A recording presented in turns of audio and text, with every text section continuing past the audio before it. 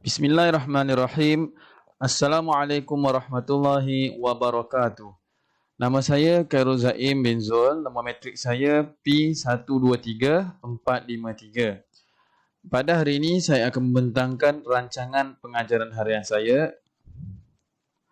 Baiklah, ini adalah sedikit gambar rajah RPH saya. Pertama sekali di atas tu adalah saya meletakkan gambar Jabatan Agama Islam Selangor. Yang kedua, yang sebelah kiri itu adalah gambar rajah sekolah SRA, Sekolah Rendah Agama, Sungai Kantan 1 dan 2. Untuk pengetahuan Prof, saya merupakan anggota Jabatan Agama Islam. Saya berkhidmat sebagai guru kafar kontrak di bawah JAIS dan saya telah ditempatkan di SRA Sungai Kantan 1 dan 2. Jadi oleh sebab itu saya memilih template RPH daripada pihak Jabatan Agama Islam saya sebab ini adalah bidang saya. Jadi di sini saya melampirkan salah satu daripada saya punya RPH saya lah. Yang pertama tu hari Selasa pada minggu yang ke-30 mata pelajaran fiqh. Saya mengajar fiqh pada kelas 4 Khadijah. Tarikhnya adalah 2 hari bulan 11 2022. Masa yang diperuntukkan kepada saya adalah 3.30 hingga 4.30, 1 jam. Jadi, standard masa yang diperuntukkan oleh Jabatan Agama Islam paling minima adalah 30 minit bersamaan satu waktu. Jadi, 2 waktu bersamaan 1 jam lah. Jadi, kotak seterusnya adalah tajuk besar dan tajuk kecil. Jadi, untuk tajuk besar, saya meletakkan solat sunat. Tajuk kecilnya adalah solat sunat gerhana. Jadi, untuk pengetahuan Prof, dalam di SKP dan buku teks fiqh yang keluaran Jabatan Agama Islam Selangor, buku teks tahun 4 fiqh ni tidak memuatkan kesemua solat-solat sunat, tetapi pihak Jabatan Agama Islam memilih beberapa ataupun sebahagian solat sunat sahaja. Jadi, untuk tajuk kecil daripada solat-solat sunat yang telah dipilih, saya memilih solat sunat gerhana. Jadi di kotak seterusnya adalah di akhir pelajaran apa yang murid itu akan dapat. Pertama, dia punya format dia adalah PDP. Jadi yang pertamanya adalah murid akan dapat menyatakan ta'rif. Ta'rif ni adalah maksud solat sunat gerhana. Yang kedua, mengetahui cara solat sunat gerhana. Jadi di sini untuk pengetahuan Prof, Jabatan Agama Islam Selangor meletakkan 3 asas dalam RPH atau untuk PDP murid-murid lah. Pertamanya membaca, menulis dan mengeja. Jadi pada untuk nombor 1 tu saya tidak menulis membaca lah, saya tulis menyatakan. Sama maksud sajalah. Yang kedua, saya tidak meletakkan mengeja dan menulis kerana saya mendahulukan mengetahui cara solat sunat gerhana. Pertamanya, saya suruh mereka baca. Bila mereka baca itu, saya akan menganalisa berapa orang yang faham, berapa orang yang tak faham. Jadi, selepas itu baru saya teruskan untuk menyampaikan isi tajuk ialah solat sunat gerhana itu. Saya nak tunjukkan dekat mereka, saya nak mereka faham cara solat sunat gerhana. Jadi, di sini, saya bukanlah sengaja mendahulukan mengetahui cara kaifiat berbanding mengeja dan menulis. Mengeja dan menulis adalah kemahiran asas juga, cumanya saya lebih menitik beratkan selepas mereka membaca, saya nak tengok kefahaman mereka. Selepas mereka faham, baru saya nak tunjukkan cara solat sunat gerhana. Maksudnya dia lebih selari dengan topik yang saya nak ajar. Hal ini bukanlah menyebabkan saya mengkebelakangkan mengeja dan menulis. Saya tetap meneruskan seperti biasa, membaca, mengeja dan menulis dalam kelas. Cumanya untuk mengeja dan menulis, saya kebelakangkan terlebih dahulu. Bukanlah saya tinggalkan, maksudnya saya buat ia kemudian. Cuma saya tak tulis dalam saya punya RPH lah. Hal ini adalah selari dengan kehendak RPH yang dikeluarkan daripada pihak Kementerian Pendidikan Malaysia lah, KPM. Dalam KPM, mereka punya RPH pun sama juga, membaca, mengeja dan menulis. Cumanya dalam masa yang sama, KPM meletakkan tanda aras sekiranya murid ni ada masalah membaca dan menulis, perlu guru perlu mengambil masa yang lain untuk pemulihan lah. Tapi istilah yang digunakan oleh KPM tidaklah pemulihan. Istilah yang digunakan oleh KPM adalah intervensi. Jadi selepas saya suruh mereka baca, saya nak tengok analisa dorang, berapa anak murid saya yang boleh baca dengan begitu fasih, tak ada kesalahan, berapa yang baca sangkut-sangkut, berapa murid yang langsung tak boleh nak membaca. Jadi sebab itu saya letakkan menyatakan takrif terlebih dahulu. Kemudian jadi saya kena utamakan dahulu kefahaman, sebab bila mereka dah baca, saya nak tengok dahulu apa yang mereka faham. Jadi sudah pasti saya akan lepas mereka baca sedikit sebanyak mereka dah faham, jadi saya olah balik kefahaman mereka tu dengan tunjukkan cara dan sebagainya. Sebab itulah saya mengambil pendekatan untuk mendahulukan pengetahuan cara solat sunat gerhana dahulu, kemudian baru saya letakkan mengeja dan menulis untuk saya buat intervensi lah. Jadi untuk yang ketiga ni adalah IEH ataupun IHES. Ada dua sebutan yang selalu guru-guru JAIS sebut lah, IEH ataupun IEH.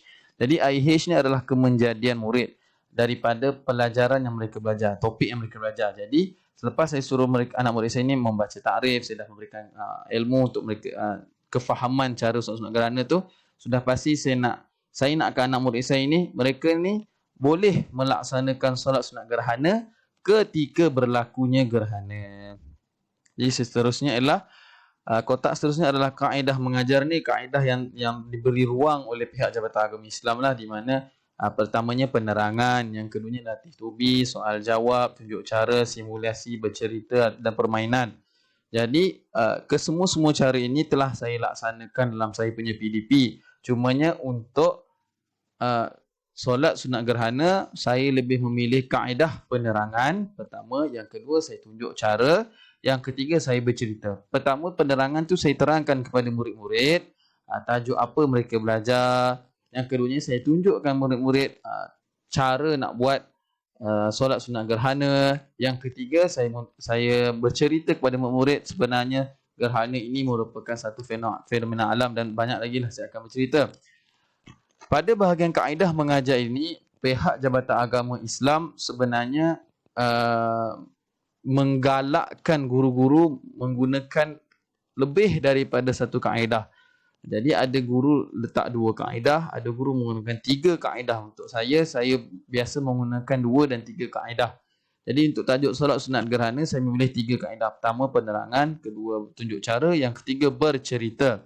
Jadi kalau guru tu menggunakan satu kaedah, bukanlah menjadi satu kesalahan, cumanya tidak digalakkan, kerana seperti yang kita ketahui, guru pada zaman sekarang ni nak mengelakkan daripada chalk and talk. Pada sekarang ni tak adalah sebut chalk and talk. Sekarang ni menggunakan marker and whiteboard. Jadi JAIS juga mahukan guru-gurunya mengelakkan daripada marker and talk saja. Jadi bahagian kaedah ni mereka menggalakkan guru-gurunya menggunakan 2 dan lebih, 2 dan 3 ke atas lah kaedah mengajar. Jadi kotak yang seterusnya adalah nilai murni. Nilai murni di sini adalah satu nilai yang boleh kita ambil daripada tajuk yang sama, daripada solat sunat gerhana tu, tetapi dibawa keluar daripada topik, dibawa keluar dalam hidupan harian kita lah. Jadi perbezaannya tidak banyak. Cuma pertamanya IH, mungkin ada yang keliru apa beza IH dengan nilai murni ni. Jadi saya terangkan, IH ni adalah kemenjadian, tu maksudnya apa yang murid ni dapat selari daripada topik yang mereka belajar tu. Jadi maksudnya daripada mereka dah faham takrif, mereka dah tahu kaifiat, jadi mereka akan boleh buat sunat gerhana. Jadi untuk nilai murni ni pula adalah input daripada solat sunat gerhana itu sendiri. Nilai daripada solat sunat gerhana itu, saya akan terangkan kepada anak murid saya bahawa gerhana bulan itu, gerhana matahari dan bulan itu merupakan fenomena alam. Jadi apa yang kita boleh dapat daripada fenomena alam tu dengan kita nak solat sunat gerhana, saya akan terangkan kepada mereka bahawa fenomena alam merupakan ciptaan Allah. Jadi saya nak mengajar anak murid saya bahawa apabila kita melihat ciptaan Allah, nilai murninya kita sebutlah Masya Allah.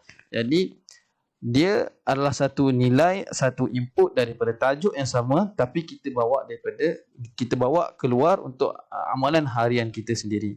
Jadi kotak yang seterusnya adalah laporan kecil daripada PDP dan IH ni, adalah laporan kecil yang akan dilakukan oleh guru selepas dari pembelajaran lah.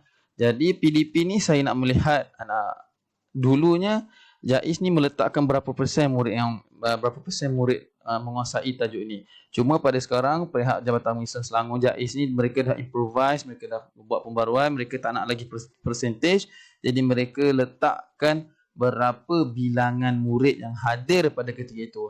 Jadi RPH kali ini selari dengan daripada KPM lah. KPM pun tunjuk yang sama, berapa murid yang datang, berapa yang menguasai. Jadi pada hari yang saya mengajar ini, yang datang adalah 25 murid. Jadi saya telah dapati kesemuanya kesemuanya telah menyatakan tarikh dan mereka telah tahu kaifiat cara solat sunat gerhana.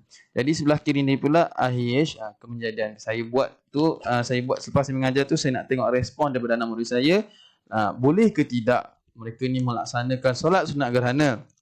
Jadi lepas saya dah mengajar, saya mengambil respon. Alhamdulillah 25 daripada 25 murid ni boleh melaksanakannya. Jadi di bawah terakhir ni, kotak kecil ni adalah catatan. Di sini adalah satu ruang untuk guru-guru tulis apa-apa mengenai RPH.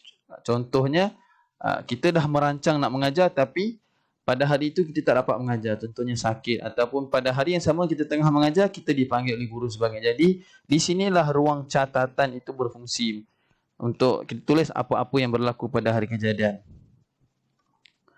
Seterusnya ialah justifikasi pemilihan aspek pengisian kurikulum dalam aktiviti pengajaran dan pembelajaran yang telah dirancang. Jadi, mata pelajaran fiqah. Mengapakah saya memilih fiqah? Pertamanya ialah fiqah ni adalah satu ilmu yang merangkumi dua perkara. Pertama adalah teori, yang kedua adalah praktikal. Yang seterusnya adalah teori ilmu fiqh ni penting untuk kita fahami supaya kita nak menunjukkan kita ni faham dengan agama kita sendiri.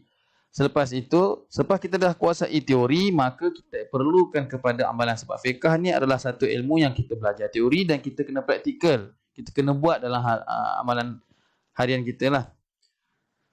Seterusnya, kepentingan mata pelajaran fiqh. Ilmu fiqh ni adalah satu ilmu yang dapat meningkatkan jati diri sebagai seorang Islam yang patuh dan taat pada agamanya, sebab mereka dah faham, mereka dah yakin, mereka dah faham dan mereka kena aplikasikan benda itu. Jadi nilai tambah daripada ilmu fiqh ini ialah pertamanya adalah kemahiran berfikir. Jadi fiqh ni memerlukan umat dia berfikir. Ini begini kenapa? Ini apa hukumnya? Ini begini caranya, buatnya macam mana? Bila dah faham, yang kedua nak aplikasi. Bila dah faham, jadi kita kena aplikasikannya dalam kehidupan seharian kita. Seterusnya ialah topik solat sunat gerhana. Mengapa saya pilih solat sunat gerhana? Pertamanya, solat sunat gerhana ini adalah satu topik yang unik. Dia agak sedikit unik berbanding dengan topik-topik yang lain, sebab topik yang lain lebih kurang sama isinya. Yang kedua, pelaksanaan solat sunat gerhana ini berlainan dengan solat sunat yang lain. Sebagai contoh, saya buat solat sunat tahajud. Kalau saya mengajar tahajud dengan solat sunat hajat. Jadi berbezanya adalah daripada sudut niat saja. Tahajud nak bangun malam. Kalau hajat, untuk hajat, apa benda yang kita hajat. Cara pelaksanaan dia sama, 2 rakaat.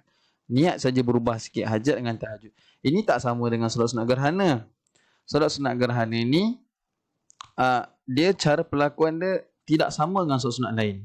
Jadi seterusnya, solat sunat gerhana amat jarang dilakukan. Jika nak dibuat perbandingan dengan solat-solat yang lain, solat sunat, contohlah saya buat duha, tahajud dengan hajat ni, mereka ni solat sunat ni boleh dilakukan secara pertamanya berterusan. Maksudnya hari ni boleh buat, esok pun boleh buat, lusa pun boleh buat. Solat sunat hajat pun begitu juga. Hari ni boleh buat, esok boleh buat, lusa pun boleh buat.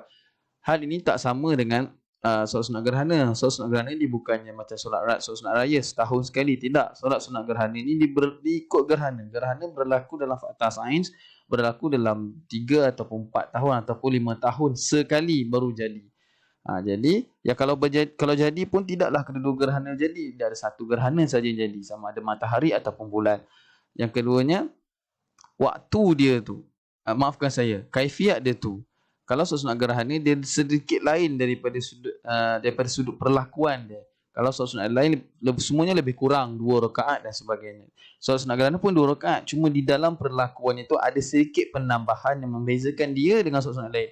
Sebab itulah solat sunat gerhana ini, seperti yang saya katakan, dia adalah satu topik yang unik. Sebab apa? Dia tak sama perlakuan dia dengan solat sunat lain dan dia jarang dibuatnya, dalam 3 ataupun 4 tahun sekali. Jadi itu sajalah daripada saya. Sekian, terima kasih. Assalamualaikum warahmatullahi wabarakatuh.